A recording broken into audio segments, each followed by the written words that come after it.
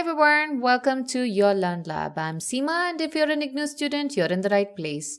Here we create videos on different IGNOU courses to help you ace your exams. So hit subscribe and join me on this learning journey. Welcome to this detailed lesson on Spenser's Amoretti, specifically Sonnet 34. This poem takes us through an emotional and spiritual journey of love marked by loss, hope, and quiet endurance. But before we step into Sonnet 34, it's essential to understand where this poem fits in the larger context of Amoretti. This sequence was written in 1595 and chronicles Spenser's very real personal courtship of Elizabeth Boyle, whom he later married. Now, this is quite significant because most sonnet sequences from that period, inspired by Petrarch, revolve around unrequited love or unattainable women. They celebrate longing, not union. But Spenser breaks the mold. His sonnets follow a different arc, from pursuit to delay to eventful, joyful marriage. That gives the Amoretti a moral and emotional purpose rooted in the values of Protestantism, where love is not just passion but a spiritual and ethical journey. You will find that many sonnets like Sonnet 34 reflect this internal tension and faith-driven perseverance. Now that we understand the unique moral and emotional foundation of Amoretti, let's look at what this particular lesson will focus on. We will begin by reading the sonnet out loud, which will help you tune into its cadence, tone, and the emotional fluctuations that Spenser embeds in this form. Then we will take the sonnet apart stanza by stanza, exploring both the narrative journey and the literary artistry. I'll guide you through the rhyme scheme, rhythm, structure, and poetic voice, all crucial for a deeper appreciation. We'll also spend time with the literary devices, conceit, volta, alliteration, classical allusion, and how these contribute to the poem's depth. Finally, I'll give you a practical breakdown of how to approach reference to context questions, followed by a model answer that you can adapt to your own exam prep, appreciating its sound and structure. Let's begin by reading the poem out loud. As you listen, pay attention not only to the words but also to the rhythm and emotional transitions. Like as a ship that through the ocean wide, by conduct of some star doth make her way, when as a storm hath dimmed a trusty guide, out of her course doth wander far astray. So I, whose star that wont with her bright ray me to direct with clouds is overcast, do wander now when darkness and dismay through hidden perils round about me plast. Yet hope I well that when this storm is past, my hill is the lodestar of my life, will shine again and look on me at last, with lovely light to clear my cloudy grief. Till then I wander careful, comfortless, in secret sorrow and sad pensiveness. So as you can see, the sonnet begins with orientation, a ship lost in a storm. It then shifts to cautious hope as the speaker imagines his guiding star returning. Finally, it closes in soft, sorrowful reflection, capturing the emotional stillness of waiting. This full reading is important. It allows us to experience the sonnet as a whole before we analyze its parts. You'll notice how Spenser uses repetition, metaphor, and careful word choice to create a layered, emotional journey. Keep these tones and images in mind as we now begin our detailed stanza-by-stanza exploration, starting with the opening simile of the ship and the star. The opening quatrain introduces us to a carefully constructed simile. The speaker compares himself to a ship guided by a star. This star, his beloved, has been obscured by a storm.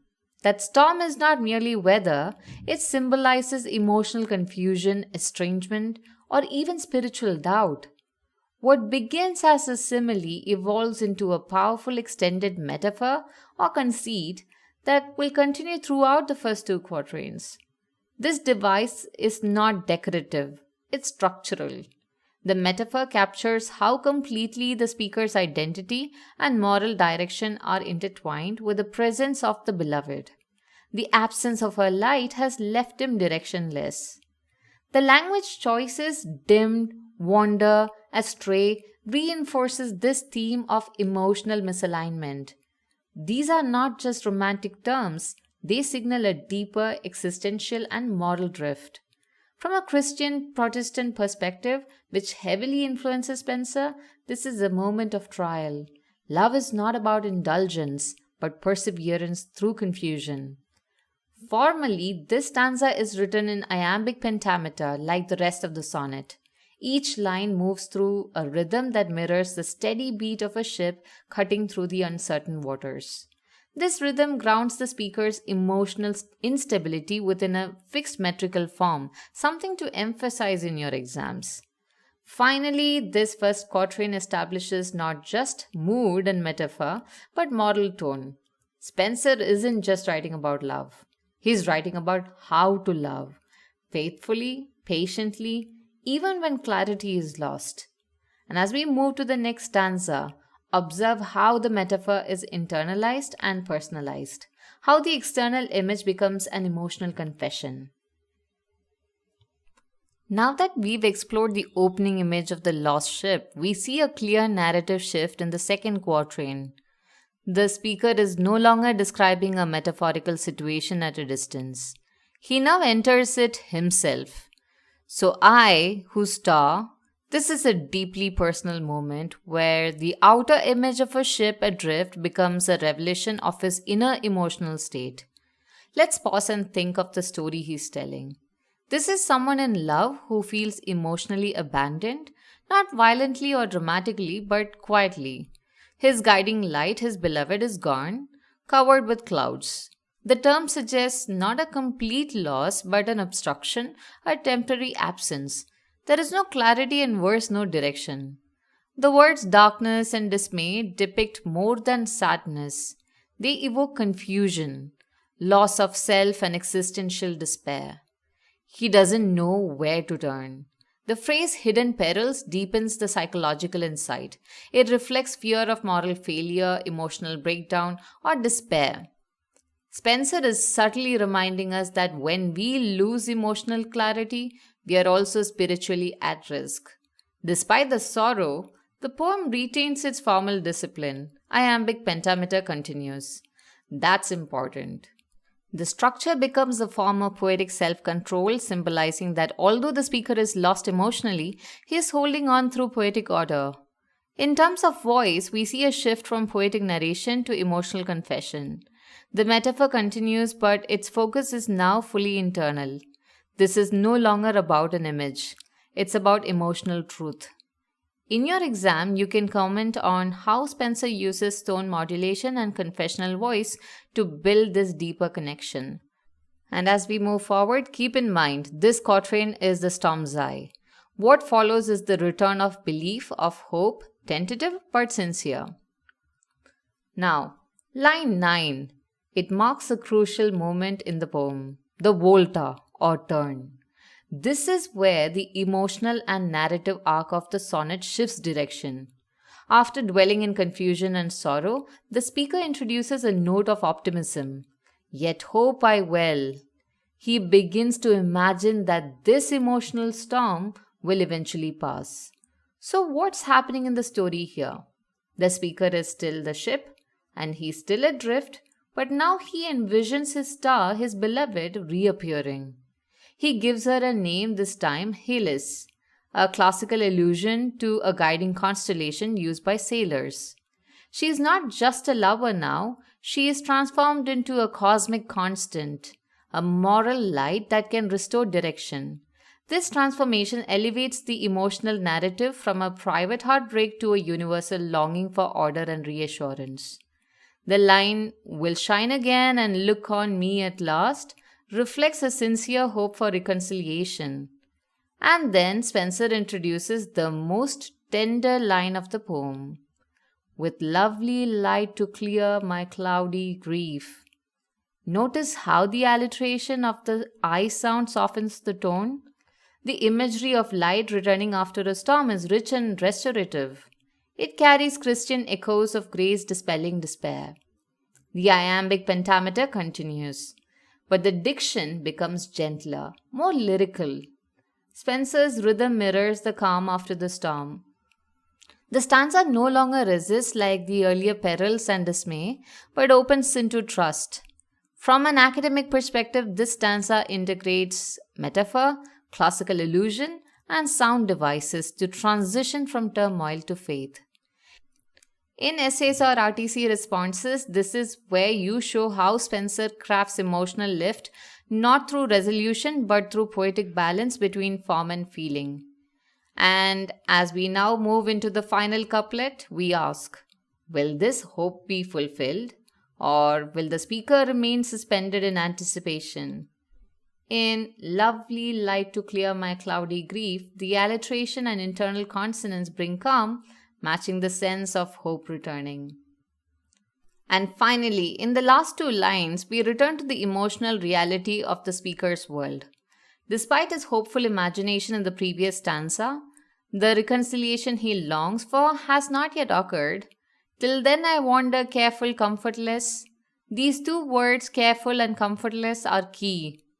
In early modern English, careful means full of care or worry, and comfortless suggests isolation and aching absence of emotional support. So, how does the story end? The speaker remains emotionally adrift, but now his acceptance is quieter. He has stopped struggling. His sorrow is no longer public or desperate. It is secret and sad, born in silence and introspection. These words offer no closure, but they do provide a kind of peace. He has surrendered to patience. The line in secret sorrow and sad pensiveness uses alliteration to slow the rhythm and produce a soft, almost whisper-like sound. The musicality reflects the mood, quiet, reflective, and restrained. There's dignity here, not despair. Stylistically, this couplet doesn't solve the speaker's emotional confusion, it dignifies it. It affirms that sorrow, when endured silently and faithfully, can be morally redemptive. This aligns with the Protestant belief in quiet suffering as a path of spiritual growth. So in the exams, you should analyze how Spenser uses closure through tone rather than plot. The iambic pentameter persists here as well, giving structural completeness even in the absence of emotional fulfillment. This is where Spenser's moral poetry really shines. He does not promise happiness, but he offers strength through form. This final note prepares us to understand how in later sonnets that hope might finally be fulfilled. But in this one, Spenser leaves us in the quiet ache of expectations. Let us now break down the structure. Spenser uses the Spenserian sonnet form, 3 interlinked quatrains and a final couplet using the rhyme scheme AB-AB, BC-BC, CD-CD, and EE. This allows for a smooth evolution of thought. The entire sonnet is built around a central conceit, which is a sustained metaphor of navigation. The volta at line 9 marks the emotional and argumentative shift. The meter is iambic pentameter, maintaining rhythmic consistency. Critically, Spenser blends classical symbolism, Hellas, with spiritual themes, light, guidance, sorrow, making the poem both rooted in Renaissance ideals and rich for theological reading. Always mention this formal cohesion in your essays. So, Sonnet 34 pivots around the emotional turbulence of love. Key themes here include emotional vulnerability, constancy in separation, and the spiritual value of waiting. The major literary devices used are the extended metaphor, as in the ship and star, classical allusion, like the Hellas, tone modulation, and sonic devices like alliteration. The volta here isn't just a technical turn. It marks a theological moment, despair transforming into spiritual endurance. Now, if this comes as an essay question, you should explore how the speaker remains emotionally and morally anchored despite confusion. Spenser's poetic restraint mirrors his emotional ideal. Let us now go over how to effectively approach reference to context question in your exam. A well-structured answer does more than just explain the lines. It locates them within the literary and historical frame of the poem. Here's an ideal structure for your RTC answer. Begin by naming the poet and the poem and provide contextual introduction. For example, these lines are from Edmund Spenser's Sonnet 34, part of the Amoretti sonnet sequence published in 1595. The poem chronicles his spiritual and emotional journey through the courtship of Elizabeth Boyle. Next, identify where the quoted lines appear. Do they open the sonnet, follow the volta, the turn, or appear in the closing couplet? This determines whether they reflect despair, hope, or resolution. After that, explain what the lines actually mean in simple, accessible language. Show that you understand the speaker's emotional state and intention. And then highlight metaphors like the ship and star, classical allusions, sound patterns like alliteration, and change in the tone. Briefly explain how each adds meaning or emotional intensity. Then talk about the form and structure. Mention that the sonnet follows the Spenserian rhyme scheme and is written in iambic pentameter. Comment on how the form helps organize and elevate the emotional arc. Conclude by connecting the lines to one of the sonnet's major themes such as constancy in love, emotional endurance, or the hope of spiritual reconciliation. To conclude, Sonnet 34 is a layered poem. Through metaphor, structure, and sound, Spenser builds a world where emotional confusion gives way to moral hope. For your exams, always mention structure, poetic devices, and tone progression. In our next lesson, we'll look at Sonnet 67, where the beloved returns, and the chase ends not in conquest but mutual consent. Until then, keep reading with both heart and reason. Do drop your exam doubts in the comments or any additional comments that you may have. Thank you for watching. If you found this video helpful, do like, share, and subscribe to Your Learn Lab. Until then, happy learning.